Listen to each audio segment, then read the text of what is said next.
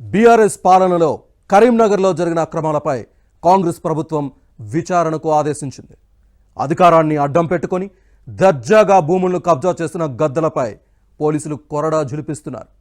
కబ్జాకోరుల కోరలు పీకేందుకు ప్రత్యేక దర్యాప్తు బృందాన్ని ఏర్పాటు చేశారు. దీంతో అక్రమార్కుల గుండెల్లో గుబులు పుడుతోంది. ఇప్పటికే కొందరు బీఆర్ఎస్ నేతలను పోలీసులు అరెస్ట్ చేశారు.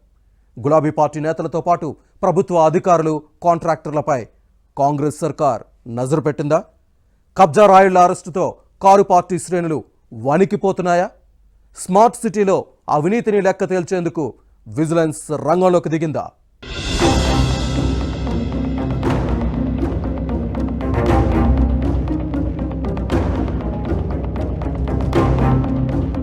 కరీంనగర్ జిల్లాలో పోలీసులు దూకుడు పెంచారు.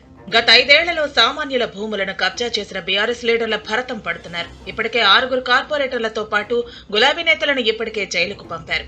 పోలీస్ కమిషనర్ అభిషేక్ మోహంతి దూకుడుతో ఎప్పుడు ఎవరు అరెస్ట్ అవుతారో తెలియక ఆందోళన చెందుతున్నారు. భూ కబ్జాలపై వరుసగా వస్తున్న ఫిర్యాదులు నిక్కు తేల్చేందుకు సిట్ ఏర్పాటు చేశారు. పేదల భూములను గద్దల్లా తన్నుకుపోయిన కబ్జాకోరుల కోరలు పీకాలని నిర్ణయించారు. ఓవైపు అక్రమార్కులు అరెస్ట్ అవుతుంటే మరోవైపు మంత్రి పొన్నం ప్రభాకర్ ఇంకో అడుగు ముందుకేసి కరీంనగర్లో వివిధ పనుల్లో జరిగిన అవినీతిని నిగ్గు తేల్చేందుకు విజిలెన్స్ బృందాలను రంగంలోకి దింపారు. భూ కబ్జాల ఫిర్యాదుల ఫైళ్లకు బూజు తులుపుతున్నారు. దీంతో బాధితులంతా ఒక్కొక్కరుగా వచ్చి తమ గోడును వెళ్లబోసుకుంటున్నారు.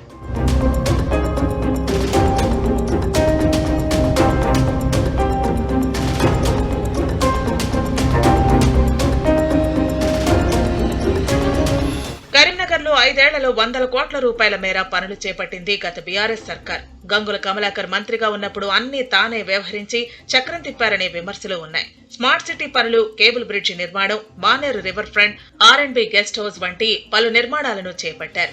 అయితే ప్రతి పనిలోనూ కోట్ల రూపాయల అవినీతి జరిగిందని కాంగ్రెస్ ఆరోపిస్తోంది. అందుకే ఈ నిర్మాణాల వెనుక ఏం జరిగిందో తెలుసుకునేందుకు మంత్రి పొన్నం ప్రభాకర్ రంగంలోకి దిగారు. స్మార్ట్ సిటీ నిర్మాణాలతో పాటు 10 ఏళ్లలో బీఆర్ఎస్ హయాంలో చేపట్టిన పనులన్నింటిపైన విచారణ చేయించాలని కరీంనగర్ కలెక్టర్ను ఆదేశించారు. దీంతో కలెక్టర్ ప్రమేల సత్పతి విజిలెన్స్ టీములను ఏర్పాటు చేశారు. దీంతో అక్రమార్కుల గుండెల్లో గుబులు పుడుతోంది.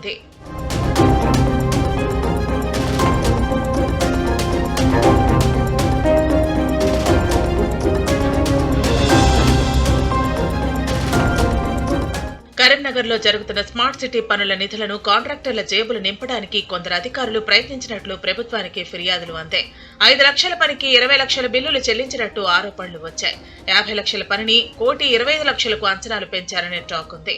మరి ముఖ్యంగా జంక్షన్ల అభివృద్ధి పేరుతో చేసిన పనుల్లో కోట్ల రూపాయలు వృధా అయినట్లు విజిలెన్స్ అధికారులు గుర్తించారు. స్మార్ట్ సిటీ పనుల్లో నాణ్యత సరిగా లేదన్న ఆరోపణలు వచ్చాయి. మొత్తం 183 కోట్ల రూపాయలతో చేపట్టిన కేబుల్ బ్రిడ్జి పనుల్లో భారీగా అవినీతి జరిగిందనే ఆరోపణలు ఉన్నాయి.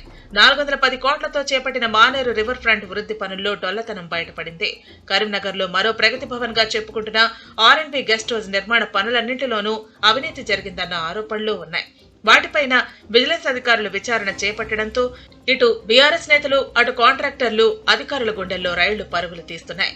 విచారణను త్వరగా పూర్తి చేయాలని మంత్రి పొన్నం ప్రభాకర్ ఆదేశించారట.